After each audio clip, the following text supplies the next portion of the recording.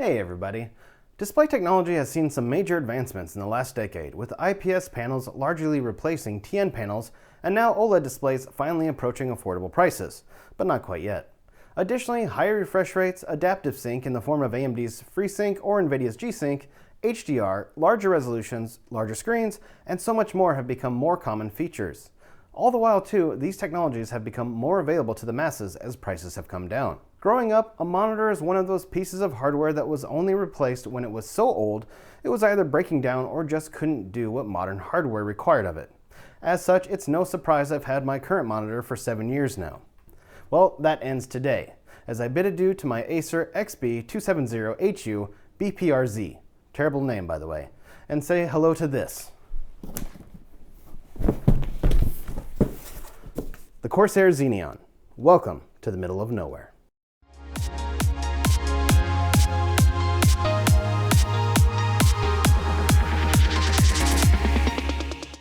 My Acer display is the first 1440p monitor I ever owned. It's the first generation G-Sync monitor with only DisplayPort 1.2, and it's an IPS display. It also has a USB 3.0 hub, which is one of the many reasons I bought it. If you don't know what an IPS display is, IPS stands for in-plane switching, and these displays have better viewing angles and better color accuracy compared to the more common and cheaper TN or twisted pneumatic displays.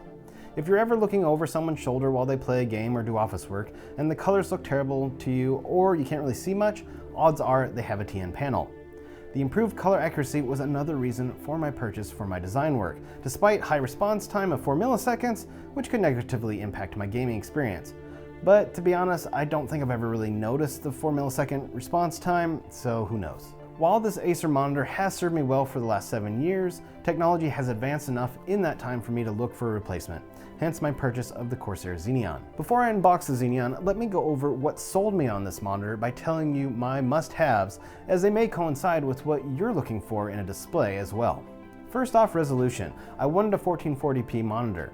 While I would love a 4K display and I know my RTX 3090 could drive one, I just don't see it as a mainstream resolution, especially for gaming just yet. Additionally, 4K displays tend to be much more expensive and I cannot justify that increase in cost right now. While I know the pixel density for a 1440p display is reaching its limit at 32 inches, and I'd probably be better off getting a 27-inch monitor for 1440p, I'm excited to play with this additional screen real estate for both gaming and editing. Hopefully the increased size won't be too much of a detractor, especially when it comes to reading text or watching videos. The worst thing I can imagine would be to see the pixels or to have the text be not very clear, especially with my aging eyes. My second must is that it has to be IPS or OLED. Color accuracy is super important to me as I do graphic design and edit videos, as I've already said, so a TN panel won't cut it. While I'd love an OLED display or other emerging monitor tech, the price again increases dramatically for these things, so IPS is a great affordable option. The Xeneon has quantum dot technology and supports 100% sRGB, 100% Adobe RGB, and 97.5 DCI-P3 color space for more vivid and natural colors. While I realize I may need to calibrate the monitor to get the most out of it, the fact that the Xeneon supports these 3 color spaces is fantastic. Leave a comment and a like if you want to see a video of me calibrating this monitor. Another must is it had to have a USB hub. I have loads of USB devices, so the monitor, just as my Acer, would need to have a hub to help me plug everything in. I just got an Elgato Wave 3 and a Stream Deck Mark II, so right there I've added 2 more USB devices to my setup. The Xeneon not only has Type A ports, but also Type C, which is pretty cool. Another tick on my box was to have some kind of G-Sync compatibility. While the Xeneon doesn't have a G-Sync module inside, it is G-Sync compatible. What's the difference between being G-Sync compatible and having a module inside besides added cost for the latter? To quote a Display Ninja article, and I'll put the link to this article in the description, native G-Sync support implies that a monitor has a dedicated module installed by NVIDIA, while G-Sync compatible relies on VASE's adaptive sync protocols over DisplayPort, HDMI, and/or USB-C connection. The G-Sync chip offers certain advantages at a higher cost, such as wider variable refresh rate range, marginally lower input lag, and variable overdrive. Essentially, a G-Sync compatible monitor has many of these benefits of a native G-Sync display, but without the added cost. I really do wish NVIDIA would just open source G-Sync like AMD does with FreeSync. Most of the time, the increase in cost just isn't worth it in my opinion. Finally, speaking of cost, I didn't want this thing to cost me an arm and a leg. My Acer at the time of purchase 7 years ago cost me $800. I wasn't going to go that route again. On release, the Corsair Xeneon was also around $800. Many reviewers thought this was too much for a 1440p IPS monitor in this day and age, and I tend to agree. So I put the Xeneon out of my mind as a purchase option. However, when I recently saw the price had reduced to $739 and then saw it again on sale for another 11% off that to $669, I decided to give it another look. Add to it, I had a couple of gift cards for my birthday and some Amazon store credit, and I was able to lower my purchase price by a whopping 41% off the $739 list price. So how could I not say yes? All right, enough of my musts. Let's unbox this thing, and then I'll go over and list the features it has and we can take a better look at it. Not gonna lie, this box is massive. Hopefully the monitor is really well padded. I don't know what kind they use, whether or not it's the hard styrofoam or the kind of like the soft squishy stuff. But essentially what you're gonna wanna do is follow the instructions. There's some images here and I'll get a picture up on screen. If you do happen to go to a Best Buy or a Micro Center or basically a brick and mortar store, the box does have some nice details for the monitor, which is cool. And again, I'll be going over these in a second. First thing first, make sure the handle, when you have the lip, that it flips up so it's topside. So you're gonna cut any stickers or tape. I mean, I don't really need to give you instructions on how to open a box, but these things are expensive, so there you go. There are also two little arrows that tell you which direction the box should be facing. So don't be dumb like me and have it flipped over on accident. And it is big, so you might want to do this on the floor and then just start inching it out.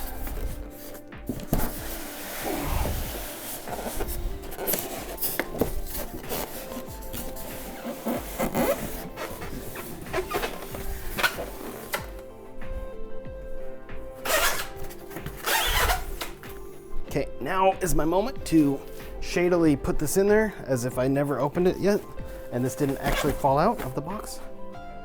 You'll never know. I tried already, it fell out, sue me. Not a professional unboxer. All right, so there. It's big. So what do we get? We get our stand, and this is pretty nice. This is metal. Has some cable routing tabs here, and I'll get closer pictures of this when it's all assembled. You have your VESA mount. You also have a multi-point, multi-arm point or whatever for like Elgato stuff, so the camera, etc. So that's one of the other selling points. You get HDMI cable, that's sweet. DisplayPort cable, and USB-C cable. This thing can do DisplayPort or display over Type-C, which is really cool. You got some screws. Ziploc bag at least, so that's good. The cables are all in one-use bags. Corsair, take a cue from Elgato, start using biodegradable stuff, get rid of this plastic.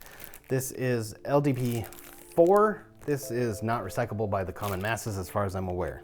So stop it, stop using plastic. Okay, the screws are also in a one-use plastic bag. So we have safety information, our monitor warranty. Cool thing about this monitor, 3-year no dead pixel warranty. So if you find a dead pixel in any of that 3 years, contact Corsair, send it back. I'm hoping, fingers crossed, I don't have any dead pixels. My Acer monitor that is behind me now, when I first got it, I had to send it back because it had several dead pixels off the hop. And I think they had like a 7 to 10 pixel minimum before they would accept it. But I think I was within time that I just sent it back to Amazon. Okay, power brick. So the power unfortunately is not in the monitor. So we have to deal with the power brick. That's interesting. I don't know if I can't remember, it's been so long. I can't remember if my Acer monitor has a power brick too. And then we have our power cable. This is way too much, in my opinion, plastic. Okay. Here's our stand. This is sweet. This is made out of aluminum. So one of the things also that I'm not terribly too happy about, my Acer monitor, for as expensive as it was, it is rickety plastic. The whole frame, the whole stand, everything is just plastic. This is a nice aluminum. There are, ooh, nice, there are thick rubber pads on the bottom. And then it looks like the mount mechanism for the monitor stand to this is toolless. So you just have like a little thumb screw thing. And there goes my dog. He's hearing the other dog barking. So we remove this And we get the star of the show, which is this guy here.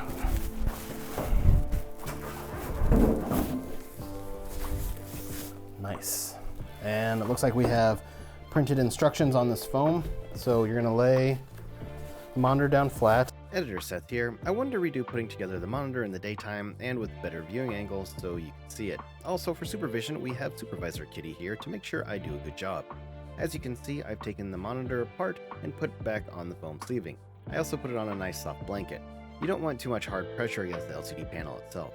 Again, the sleeving has the instructions in text and picture form. It's also a pretty straightforward process.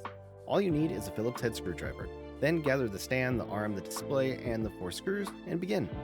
First up, insert the monitor arm into the back of the panel. Next, insert all 4 screws and then tighten them using a crosshatch pattern just like you would with the CPU cooler. Tighten them as much as possible, but don't overdo it. It's unfortunate this isn't a screwless installation, but the screws probably provide better security. Third, insert the stand to the bottom of the arm and use the thumb screw to secure it. And that's it. Stand up your monitor, remove the protective foam, and marvel at how big the Xeneon is. Pretty quick, simple. After that, put it down. Here I am. And there you go. Voila. There is a plastic peel on the logo. There's a Corsair logo. You know what? It's a peel. You guys should be involved, right? Everyone loves a good peel for some reason.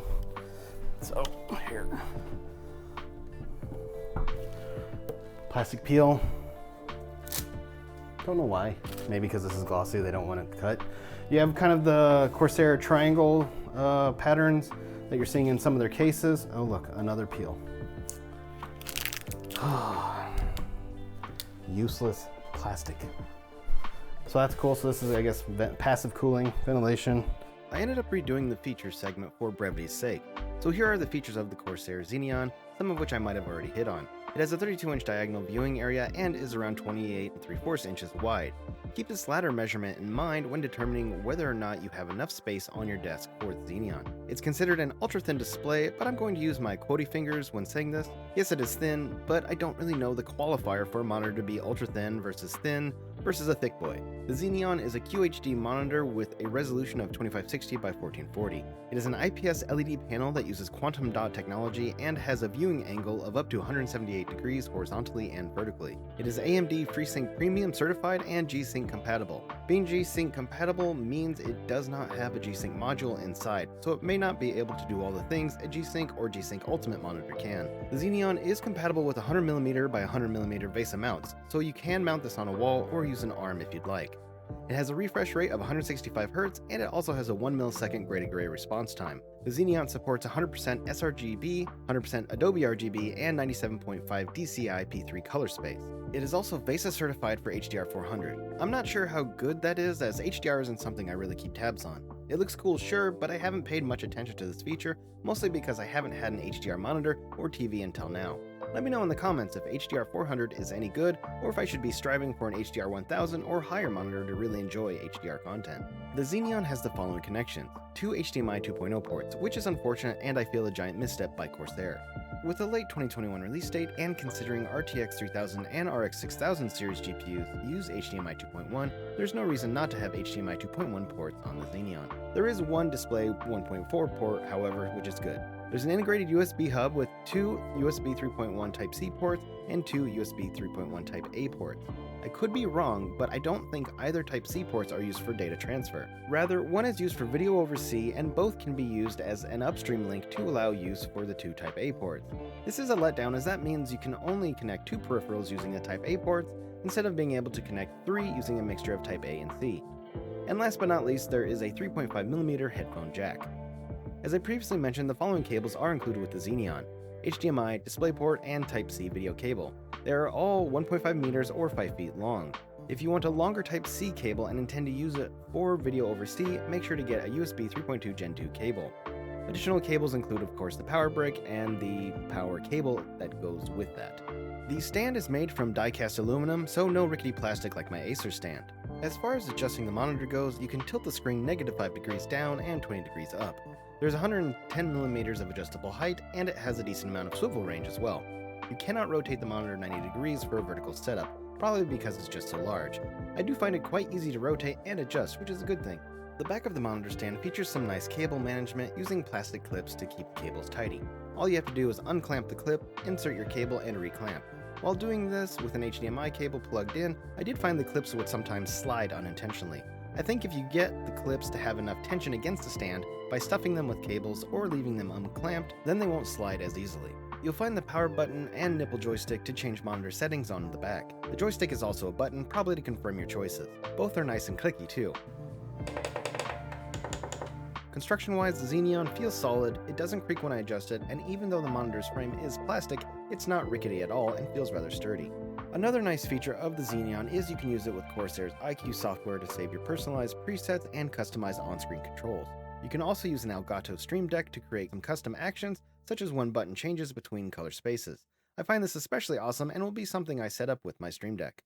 Finally, Corsair offers a 3-year warranty on the Xeneon. That will give me some peace of mind should I ever encounter a dead pixel within that time frame. That's that. I can't wait to use this sucker. I hope it fits. It's rather large, and not expecting that. That's what she said! So yeah, I think I'm gonna have fun with this. Corsair, do better with plastic. That's not acceptable, I'm sorry, but way too much plastic. So that's the unboxing, folks. Let me get into the conclusion. And that's all I have to say about the Corsair Xeneon. I can't wait to set it up and use it for gaming and editing. Leave a comment below if you'd like to see a follow-up video detailing my experience using this monitor. While this isn't an extensive review or anything, I did want to go over why I chose this monitor, how it checked many of my must-haves and other requirements which might give you food for thought when considering a new display. The hardest part about choosing a monitor for me is finding that nice balance between being a good gaming monitor and being a good photo and video editing monitor without breaking the bank. Game performance is important and all, but so is color accuracy. Based on the reviews I've read and watched, the Xeneon checks these boxes. Maybe not an A+ level, but definitely an A- or B+. It'll be interesting to see how Corsair improves and expands on their display lineup should they choose to do so. I'm not afraid to admit it, I'm a Corsair fan and I enjoy the ecosystem they've built up over the years. I've had very few problems being in it. However, I will say this, Corsair, stop using one-use plastics and start using more recyclable packaging materials. Anyway, leave a comment down below with your thoughts on this monitor. If you own a Xeneon, what have been your positives and negatives? Do you have any suggestions for other monitors that might better fulfill my must-haves? Let me know down below. Thanks for watching, everybody. Hit that like button if you liked the video, or at least found it helpful. Feel free to share any questions or comments you have down below. Show your support for the channel by clicking subscribe, and don't forget to click that notification icon so you don't miss out on any future content. And hey, while you're here, stick around and check out some of the other videos I've made. I'm Seth, and I'll see you next time in the middle of nowhere.